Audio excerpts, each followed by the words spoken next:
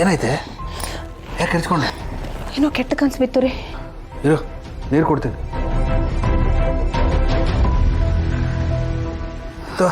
ನೀರು ಕೊಡಿ, ಸರಿ ಹೋಗುತ್ತೆ.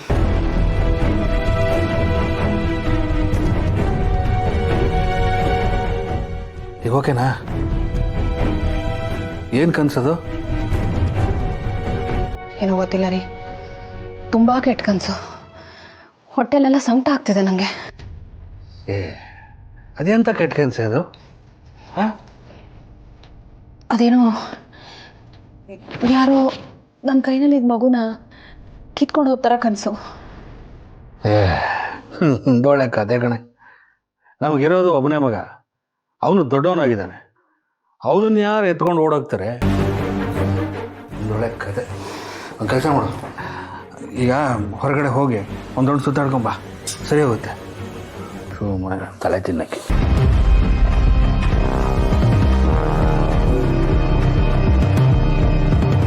ನೀವುಗಳು ಆಫೀಸಿಂದ ಬಂದಾಗ ನಿಮ್ಗಳ ಕತೆನೆಲ್ಲ ನಾವು ಕೇಳಬೇಕು. ನಮ್ಗಳನ್ನ ಮಾತ್ರ ಕೇಳೋರು ಯಾರೂ ಇರಲ್ಲ.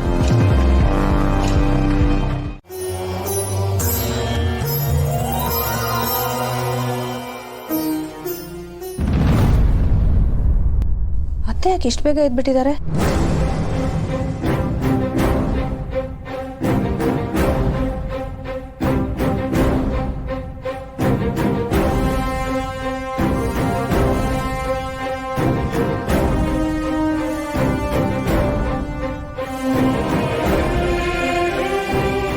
ಅತ್ತೆ, ಇದೇನತ್ತೆ ಇಷ್ಟು ಬೇಗ ಎದ್ದು ದೇವ್ರ ಪೂಜೆ ಎಲ್ಲ ಮಾಡ್ತಿದ್ದೀರಾ? ಏನಾಯ್ತು? ಏನೋ ಕೆಟ್ಟ ಕನ್ಸು ಬಿತ್ತು ವೀಣಾ, ಎಚ್ಚರ ಆಗೋಯ್ತು. ಬೇಗ ಪೂಜೆ ಮಾಡಿಬಿಡೋಣ ಅಂತ ಬಂದೆ. ಅತ್ತೆಗೂ ಕೆಟ್ಟ ಕನ್ಸು ಬಿದ್ದಿದ್ಯಾ? ಏನು ಕನ್ಸು ಬಿತ್ತು ಅತ್ತೆ?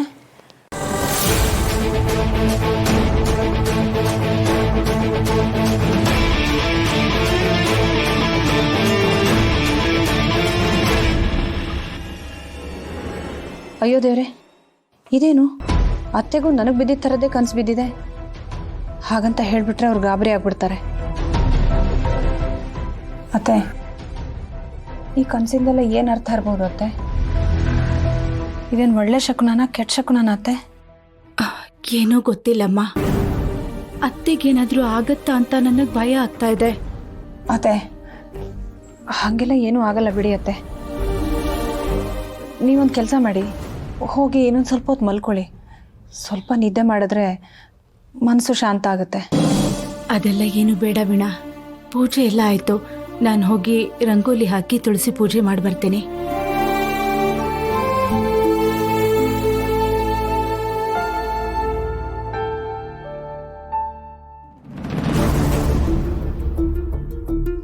ಈಗೇನಪ್ಪ ಮಾಡೋದು? ಇಬ್ಬರಿಗೂ ಒಂದೇ ಥರದ ಕನಸು ಬಿದ್ದಿದೆ. ಏನಾದರೂ ತೊಂದರೆ ಆಗ್ಬಿಡುತ್ತಾ? ಈ ಮನೆಗೇನಾದರೂ ತೊಂದರೆ ಇದೆಯಾ? ಅಯ್ಯೋ ದೇವ್ರೆ, ನೀನೇ ಕಾಪಾಡಬೇಕು.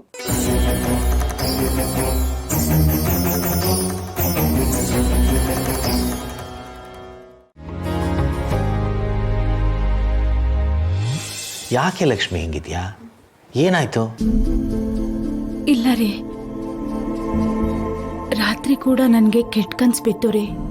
ಪದೇ ಪದೇ ಈ ರೀತಿ ಕೆಟ್ಟ ಕನ್ಸು ಬೀಳ್ತಾ ಇದ್ರೆ ತುಂಬಾ ಭಯ ಆಗ್ತಾ ಇದೆ ರೀ. ಯಾವುದಕ್ಕೂ ಒಂದ್ಸಾರಿ ಜಾನುಗ್ ಫೋನ್ ಮಾಡಿ ಮಾತಾಡ್ಸೋಣ ಅನ್ನಿಸ್ತಾ ಇದೆ.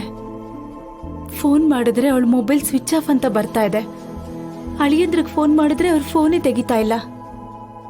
ಒಂದ್ಸಲ ಅವ್ರಿಗೆ ಫೋನ್ ಮಾಡ್ರಿ. ಲಕ್ಷ್ಮಿ, ಒಂದು 2-3 ಸಲ ಮಾಡಿದ್ದೆ, ಎತ್ಕೊಳ್ಳಿಲ್ಲ. ನೋಡು, ಬಹುಶಃ ಫಾರಿನ್ ಟೂರ್ ಹೋಗಿರ್ತಾರಲ್ಲ, ಎಲ್ಲೋ ಆರಾಮಾಗಿ ಓಡಾಡ್ತಿರ್ತಾರೆ, ಏನೋ ನೋಡ್ತಿರ್ತಾರೆ. ನೀನು ಟೆನ್ಷನ್ ಮಾಡಿಕೊಂಡು ಫೋನ್ ಮಾಡಿ ಅವ್ರಿಗೂ ಟೆನ್ಷನ್ ಕೊಟ್ಟೆ. ಈಗ ಮಾಡಿದೀವಲ್ಲ, ಇಷ್ಟು ಮಿಸ್ ಕಾಲ್ನ ನೋಡೇ ನೋಡ್ತಾರೆ. ಹೋಟ್ಲು ಬಂದ್ಮೇಲೆ ಫೋನ್ ಮಾಡ್ತಾರೆ ಬಿಡು. ಆದರೂ ಒಂದ್ಸಲ ಅವ್ರ ಹತ್ರ ಮಾತಾಡೋವರೆಗೂ ನನಗೆ ಸಮಾಧಾನ ಇಲ್ಲ ರೀ. ಅವಳ ವಿಷಯವಾಗಿ ಕನಸುಗಳು ಬೀಳ್ತಾ ಇದ್ರೆ ಒಂದು ರೀತಿ ಸಂಕಟ ಆಗ್ತಿದೆ ರೀ. ಹೋದ ಸಾರಿನೂ ಹೀಗೆ ಕನಸು ಬಿದ್ದಾಗ ಅವಳು ಆಸ್ಪತ್ರೆಯಲ್ಲಿ ಇದ್ಲಲ್ವಾ, ನಿಮಗೆ ಗೊತ್ತಿಲ್ವಾ? ಈಗಲೂ ಏನಾದರೂ ಆಗಿರ್ಬೋದು ಅಂತ ನನಗೆ ಆತಂಕ ಆಗ್ತಿದೆ ರೀ. ನನ್ನ ಸಮಾಧಾನಕ್ಕೋಸ್ಕರ ಒಂದ್ಸಲ ಫೋನ್ ಮಾಡ್ರಿ.